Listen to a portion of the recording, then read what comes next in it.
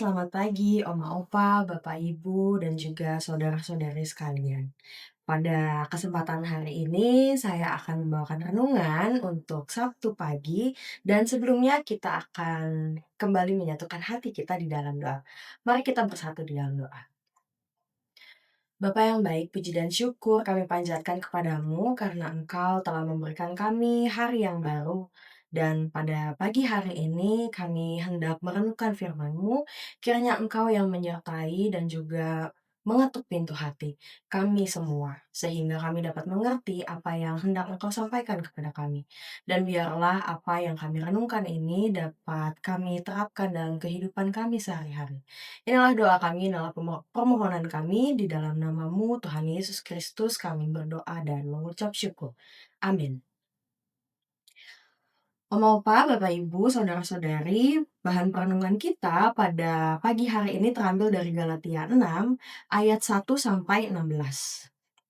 Galatia 6 ayat 1 sampai 16, Lembaga Alkitab Indonesia memberikan judul Saling Membantulah Kamu.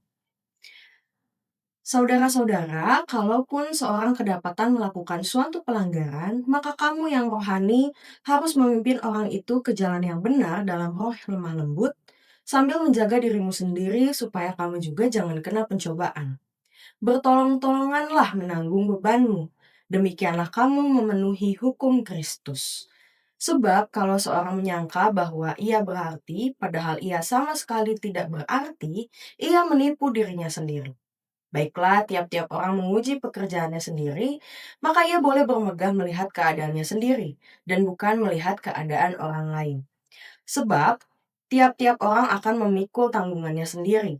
Dan baiklah dia yang menerima pengajaran dalam firman membagi segala sesuatu yang ada padanya dengan orang yang memberikan pengajaran itu.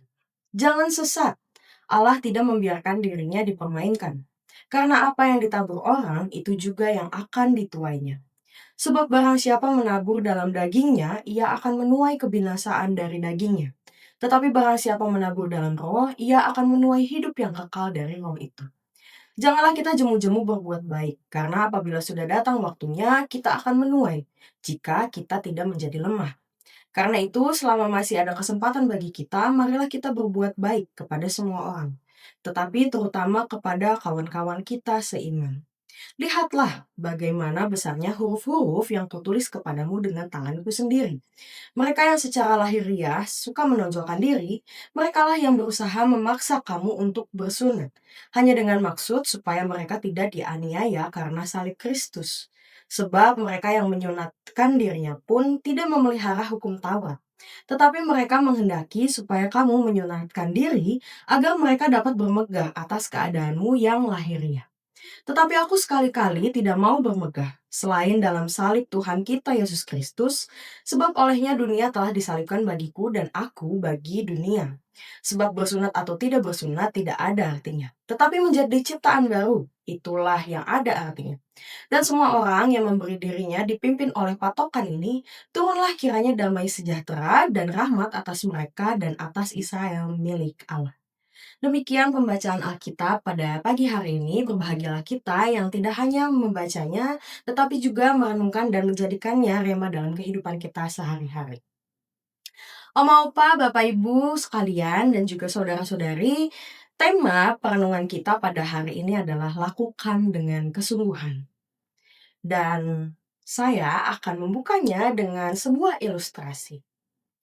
Mari kita membayangkan kehidupan seorang guru yang ada di desa yang sangat terpencil.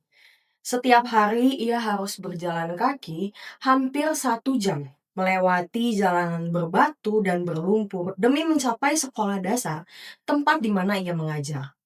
Fasilitas di sana sangat memprihatinkan. Papan tulisnya buram, bangkunya reot, dan kapur tulis juga seringkali habis. Guru ini ti- Guru ini tahu bahwa ia tidak akan menjadi kaya atau terkenal dengan mengajar di sana. Ia bahkan tahu sebagian muridnya kelak akan pindah ke kota dan mungkin melupakan jasanya. Namun setiap pagi ia selalu datang dengan senyuman terbaiknya.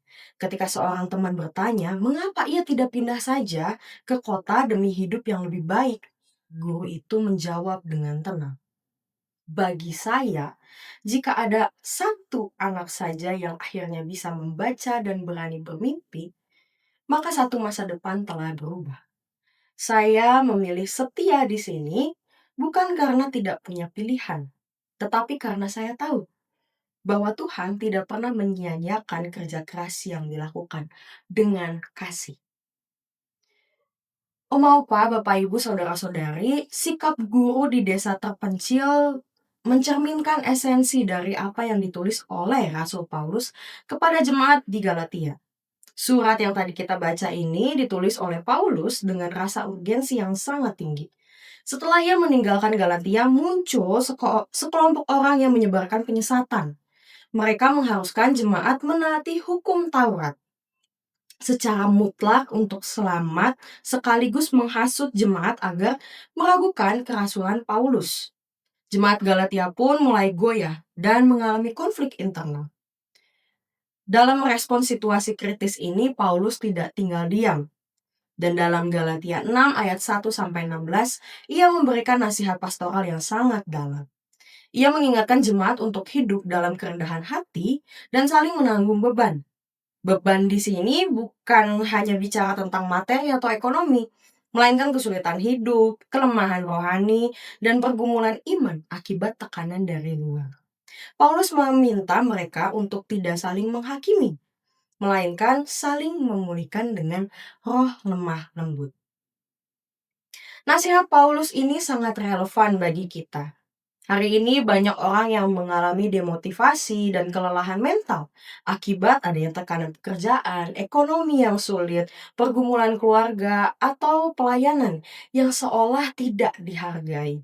Menjaga konsistensi untuk tetap berbuat baik dan setia itu jauh lebih sulit daripada saat kita memulainya. Agar kita tidak kehilangan semangat dan tetap giat bersaksi bagi Kristus, Paulus memberikan kita strategi rohani. Saya merangkumnya dalam 3 poin utama. Yang pertama, sama seperti guru di desa yang tetap bertahan karena ia tahu nilai dari mendidik satu jiwa, kita pun harus fokus pada esensi panggilan kita. Paulus mengingatkan, janganlah kita jemu-jemu berbuat baik, karena apabila sudah datang waktunya, kita akan menuai. Ketika kita melakukan pekerjaan, pelayanan, atau peran kita di dalam keluarga, fokuslah kepada Kristus yang kita layani, bukan pada pujian manusia atau hasil instan. Fokus pada tujuan kekal akan menjaga kita dari keputusasaan. Lalu yang kedua, guru yang hebat sekalipun tidak akan bisa mendidik dengan baik jika berjuang sendirian, tanpa adanya dukungan dari lingkungan. Begitu juga dengan iman kita. Kita tidak diciptakan untuk menjadi sendirian. Paulus menekankan pentingnya komunitas yang sehat. Komunitas yang saling menanggung beban, saling mengangkat saat ada yang jatuh, dan saling menopang saat ada yang lelah.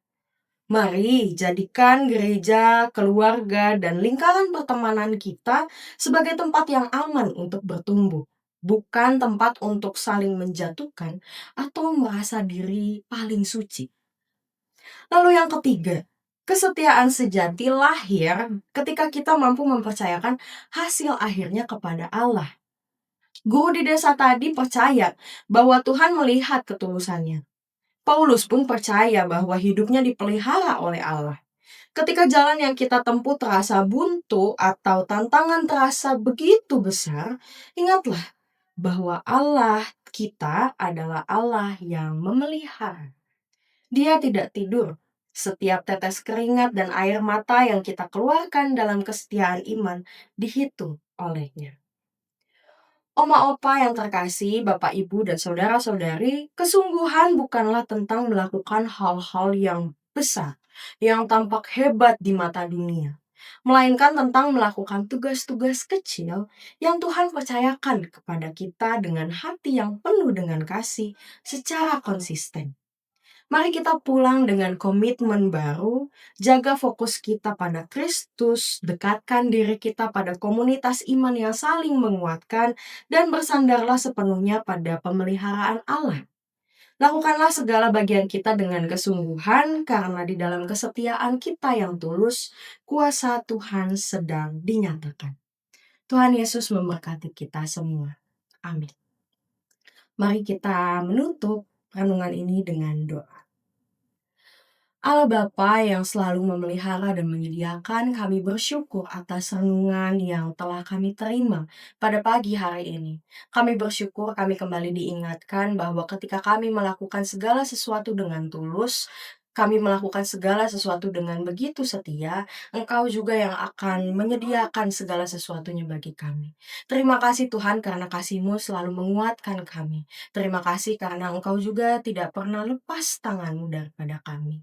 Dan pada saat ini kami siap untuk memulai hari baru, kiranya Engkau yang menyertai dan selalu memelihara kami dalam setiap keseharian kami. Inilah doa kami Tuhan, inilah permohonan kami yang kami alaskan hanya di dalam nama Tuhan Yesus Kristus, Juru Selamat kami yang hidup. Amin. Selamat pagi, Oma Opa, Bapak Ibu sekalian, dan saudara-saudara terkasih. Selamat melanjutkan aktivitas.